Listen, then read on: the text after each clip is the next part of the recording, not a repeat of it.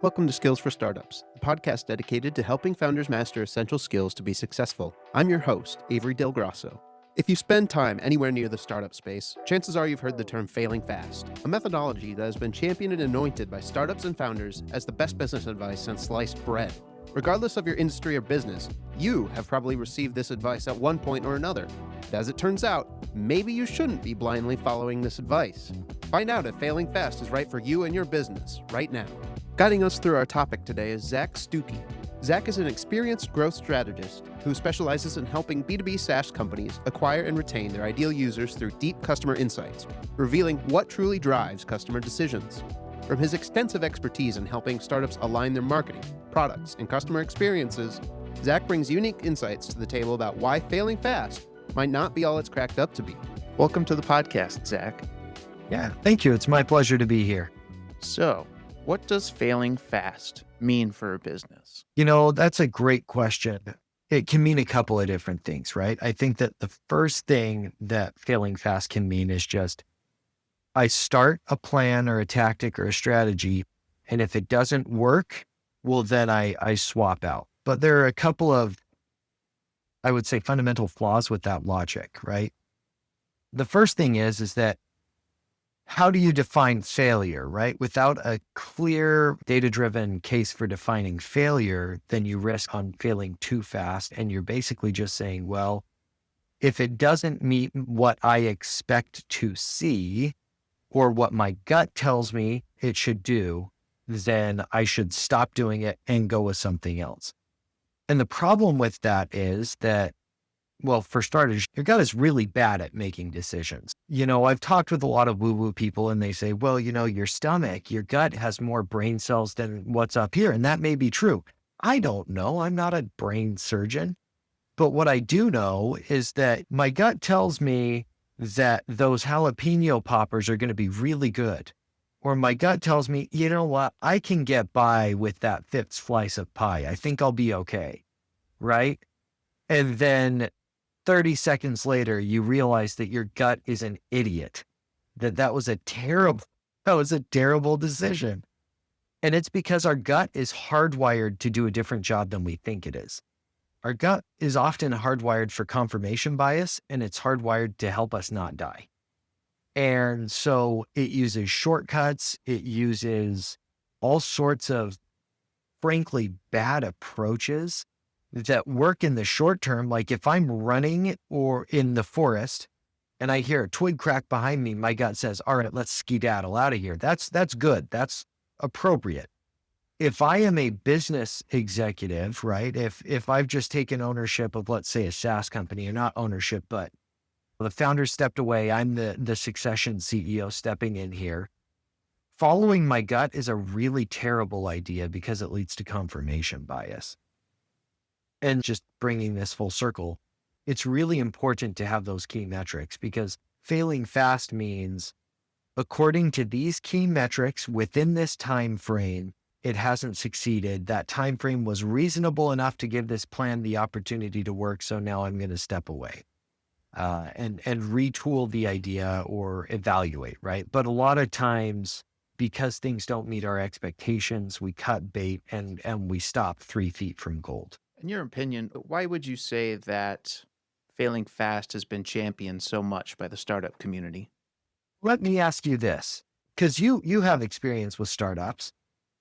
How much money do you have as a startup? Could always use more. Could always use more. Yes, right? Always, always. And that's where the root is, right? If resources are limited, you have to be very, very judicious with how you apply those resources. Again, the gut comes in and says, I don't have enough resources to let this thing play out as much as it should. Or they get into the sunk cost fallacy, which is, I've spent this much already. I might as well just let it ride because my gut tells me I should. Are there types of businesses or certain types of people that are being encouraged to fail fast more than others? And why might that be? So, yes, I think that it is the young bucks who are being encouraged to fail fast, because people who are more seasoned, let's say, come at them and they say, oh, you're young, you have room to fail fast. If something fails, you can jump back up again and get back in the saddle or whatever. But it's not necessarily true, right? Everyone's situation is different. And so a lot of people are being told to fail fast without the accompanying necessity of saying, it's not just fail fast. It's have a clear set of parameters that guide when you call this a success or a failure, right? When I was young, my dad taught me this sort of cycle that we should use as we evaluate things, right? So we gather data, then we analyze the data, make the decision, we implement the plan, and then we come back and we evaluate that plan, right? And this is an iterative process that we should be going through. And the problem is that just like I said, unless we have clear indicators of what does and doesn't constitute success, we're going to be spinning in circles in a bad way. And so these young guys are given this advice of, just fail fast. They're not really told what that means. They're not really told, how do I make sure that I have the right qualifiers for what success means or failure means? And it does more damage than good in those instances. So we've talked a little bit about setting these objective metrics to gauge how we continue down one idea or pivot or drop it altogether. How does a founder approach setting these objective metrics in a constructive way? I think that there are a couple of different things. One is you have to make sure that you understand how you define success for yourself. A lot of people get into entrepreneurship and they really don't know how to define success and what success means for them. So things just kind of ooze out and nothing gets done. So I think that's the first thing, like having a clear vision for what success means for you. I think the second thing is what success means for your team, because leaders eat last, right? Your job as a leader is to make sure that you're taking care of your people. Another thing that strikes me is making sure that however you structure it, that incentives are aligned. So one of the things that a lot of business leaders do, particularly with their sales and marketing teams, is they actually incentivize them to work against each other and sabotage each other. And Really? Yeah. So what happens is, if I'm in marketing, I'm incentivized to generate as many leads as I possibly can. If I'm in sales, I'm incentivized to close as many deals as I possibly can. That's the typical. And so what does that do? Well, it means that I get a bunch of garbage leads in and that I close a bunch of these leads and they don't stick around. And a lot of young SaaS companies, or I would say small SaaS companies, like less than 10 million, typically fall into this trap where it's like they just juice their marketing to get as many leads as possible. Those leads aren't considered qualified leads by sales. So sales gets pissed off because their pipeline is getting full of these garbage leads. Leadership is pressuring that sales team, you got to close these leads. And then it's creating this retention problem.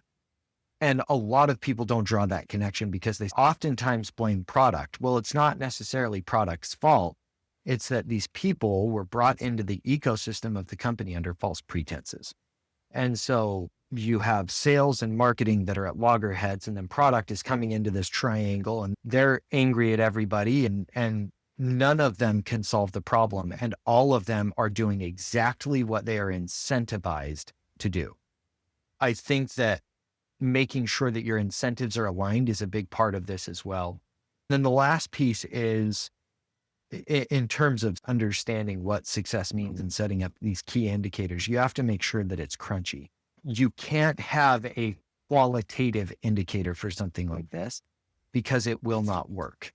Qualitative is really great for explaining causal effect. It's not great for measuring. And quantitative is what we use exclusively for measuring. So you've got to say, how can I put a number to this? So if I am saying, I want to try a podcast as a lead generation option, okay, what does that mean? right? Because defining the success of a podcast is different than defining the success of a lead generation tool.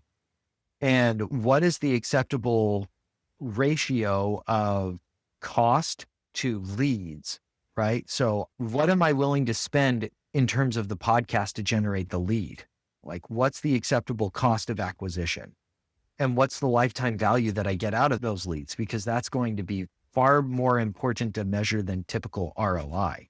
So make sure you understand in a soft way, a squishy way, what success means. Make sure that your team's incentives are aligned so that everyone can row in the same direction. And then make sure that you have a crunchy, quantitative way to measure that squishiness. Gesturing at the technical founder, sometimes it can be hard to approach those crunchy metrics as someone who might have their head in the product or designing the product. From my background in more scientific startups, sometimes the business aspects like lifetime is so far away. If you're designing a medical product that's 7 years away with quality, regulatory, all these systems in place in between, it's hard to translate something in the short term that's meaningful.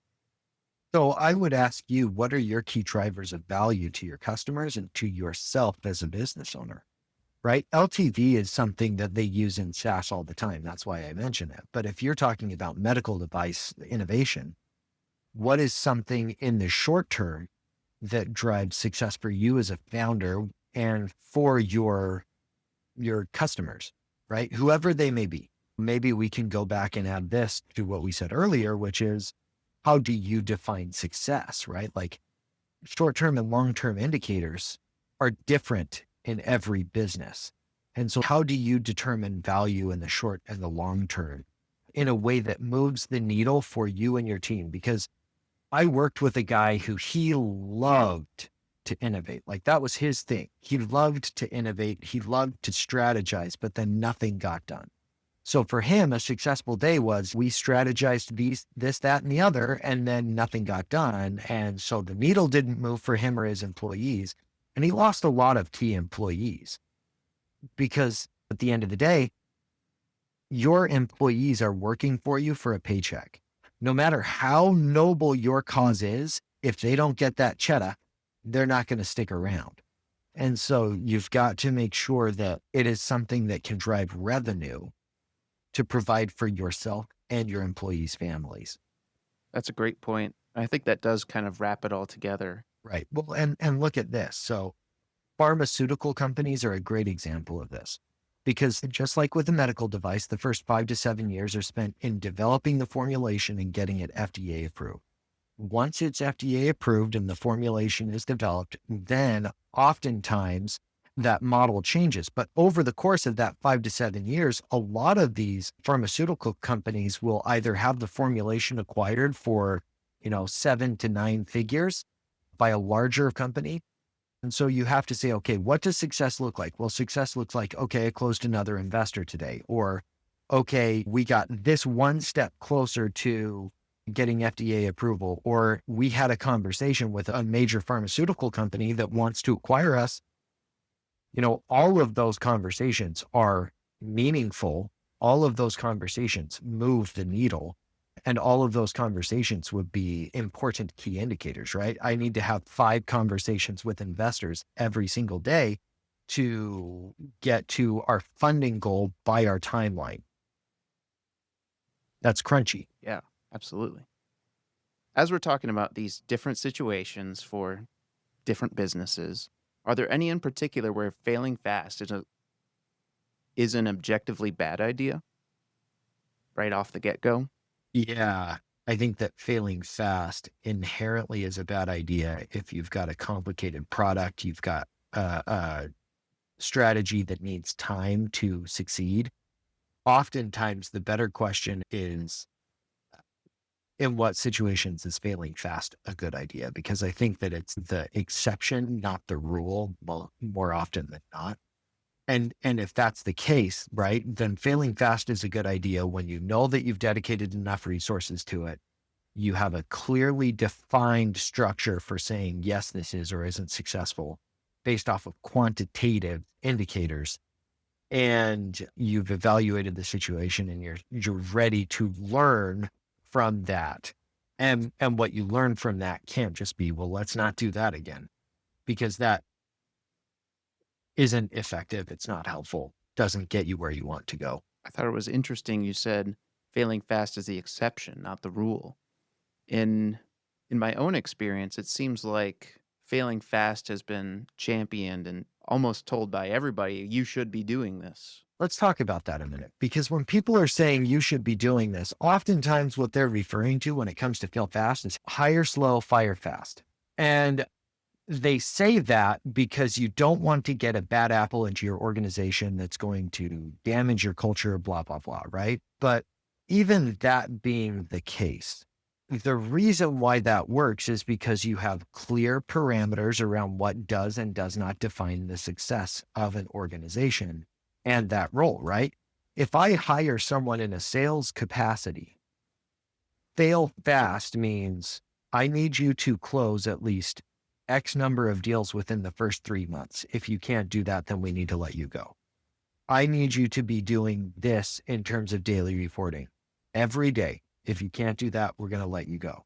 I need you to be giving me regular pipeline updates on this day and this day. If you can't do that, we're going to let you go. Like, it's very structured. So it's very easy to see whether or not this investment was a good or a bad investment.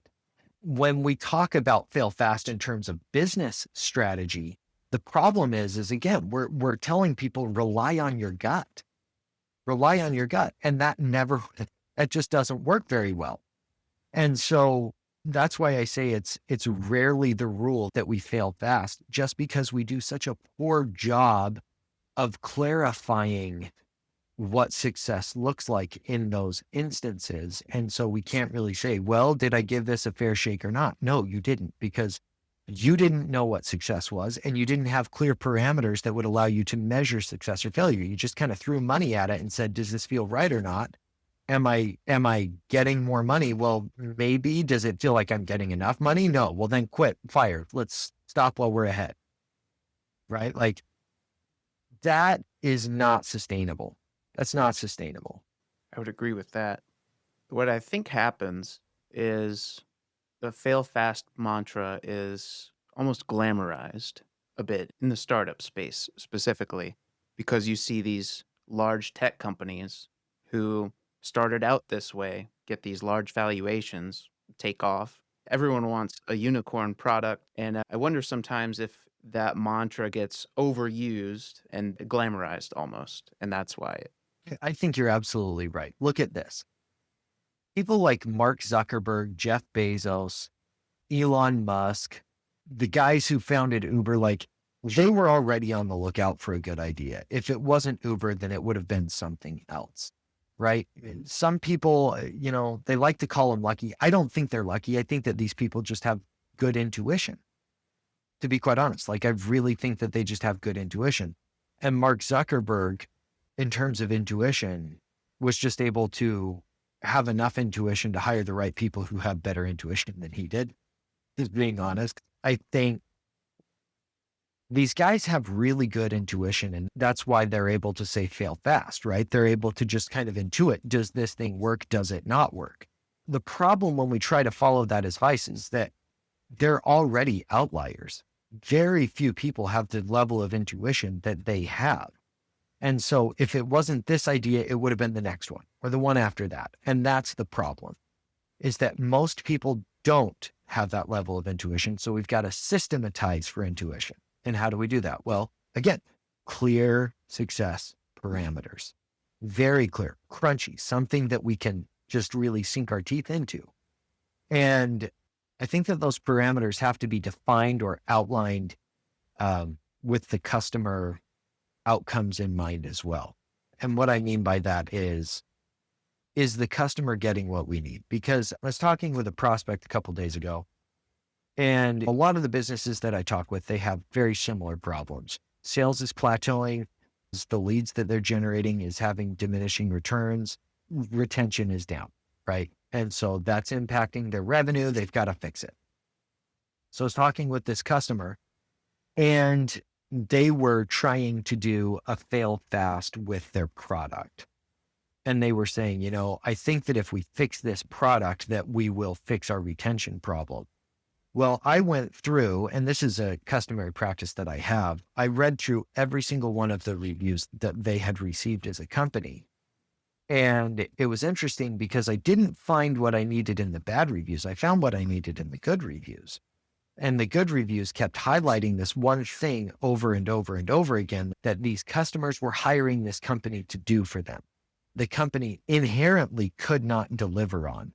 And I knew it, but their marketing was promising that. It made it so that no matter how many times they tried to fail fast with the product, it wasn't going to work, because they were trying to go by intuition, not by how does my customer define success? How does my team define success? How do I, as the founder, define success? If that's our North Star, then that's where we guide the ship. That's how we figure this out. That's how we define success and fail fast through this, or iterate. That's a great way of putting it. I had a funny thought. Is there any other mantra we could use for this other practice? We have failing fast. Is it succeed slowly? Is there something we can coin and try to have that take off? It's a good question. Well, you could do like succeed slowly. You could do imitate iteration, just because it's like the guys who really succeed, who aren't the outliers, who can consistently come out and just do home run after home run after home run in terms of a business, are the guys who iterate. And when they iterate, they have a very strict set of rules around, this is when we iterate, this is when we don't iterate. This is how we know we're on the right track. This is how we know that we're not on the right track. Are you iterating based off of your gut, or is there something qualitative and quantitative that is driving you through that iteration decision?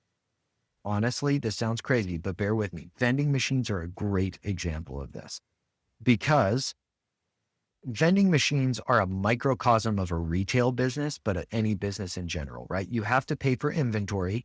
That inventory has to sit until it's ready to be sold.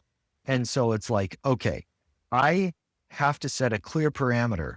I need to sell this many units of this product within this time frame, or I'm going to cycle it out of my machine and put something else in that will hopefully be more successful. That's a great example. Most founders should not be worrying about whether or not they're failing fast. I don't think that they should worry about whether or not they're failing fast. I think that what they should be focused on is gathering clarity around, again, just what we talked about. What is it to be successful? How does my customer define success? And how do I measure that? And then run the experiment. So, you were talking about what's a mantra that we could form? Well, be a business scientist.